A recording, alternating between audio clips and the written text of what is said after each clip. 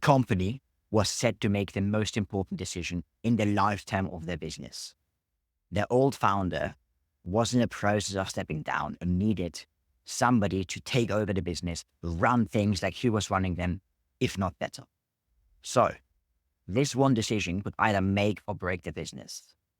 And there were three major candidates for this role, but obviously picking the right one was going to be crucial.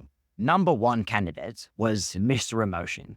This guy was very, very recognized in the business. A lot of people liked him in the business, and the way that he was operating from the side of his department, whenever somebody was sick, somebody wasn't feeling too well, he was completely empathetic with them. He understood the situation. He visited them. He even took days off to visit some of the other employees at the hospital, to bring them flowers, to say some kind words, to make sure that they were recovering well. He really cared a lot about them, cared a lot about their families, and was always understanding if somebody needed to leave a couple of hours earlier to, walk their dog or spend some time with the family, etc.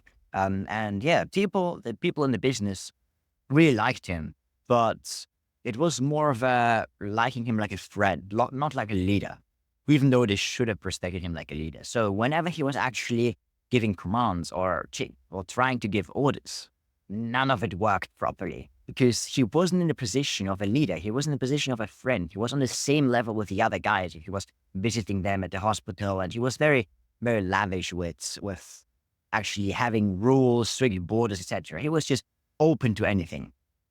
And this is why this candidate, even though he was a great guy and had a great personality and was really nice to everybody else, it wasn't really the kind of leader you would want for a big and thriving business, because he didn't have the drive to actually push this to a multi-trillion-dollar company.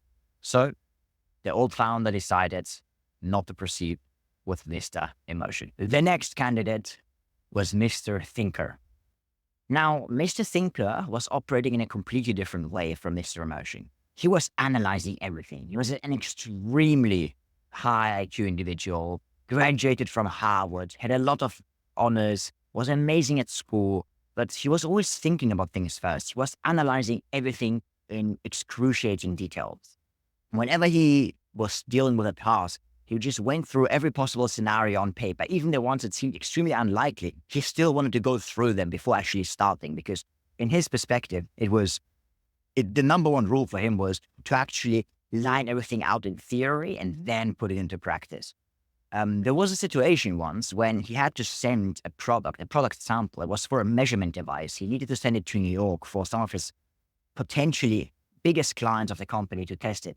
But eventually, because he was just thinking about how to send it in the best way, and he was just trying to make this sample and this measurement device as good as possible, so there's no faults about this measurement device. He just wanted it to be as good and as perfect as possible, completely flawless.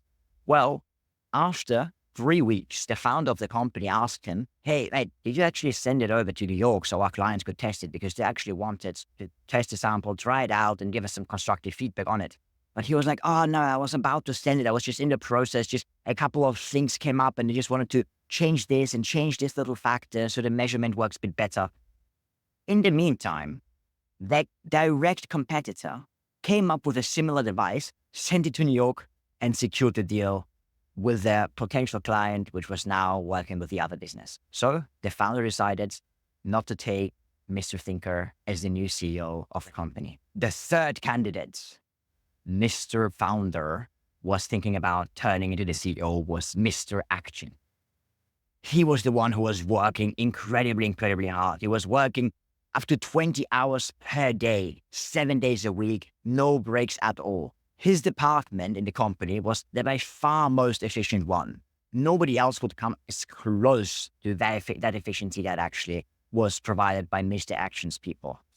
Anybody who wanted to take a little break, lunch break, go out for a smoke, whatever it is, got fired instantly. There was no mercy shown to people who weren't performing, who weren't delivering results. Everything was based on action and results. Perform, perform, perform. This was the mindset Mr. Action had.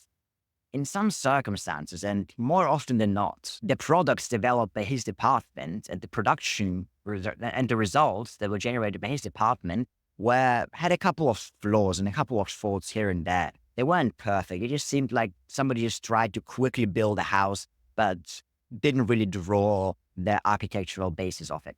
This is the way that the results produced by Mr. Action looked like. So it wasn't really the kind of quality that the founder of the company wanted to associate himself with. It wasn't really that kind of quality standard. So even though Mr. Action was amazing at progress and amazing at delivering quick results, it wasn't enough to actually become the CEO of the company. And then there was the fourth guy, Mr. Combo. Was he the best? Was he the smartest? Was he the most hardworking out of all the other guys? No, he wasn't. Was he as empathetic as Mr. Emotion? Well, he understood other people, but he wasn't driving it to the extremes like Mr. Emotion. So he was the best possible balance that you can find between Mr. Emotion, Mr. Thinker, and Mr. Action. He was the perfect combination. And after weeks and weeks of thorough testing, Mr. Founder decided to promote Mr. Combo to the official CEO of the company and drive the business to multi-billions and multi-trillions in the future. What do we learn from that? Take action quickly. Think about it beforehand though. So plan quickly, take action quickly, and be empathetic. Understand other people. These three elements, planning, action, and emotion, are what is going to make you the best possible entrepreneur that you could be, and which is going to drive you to new heights in your business career.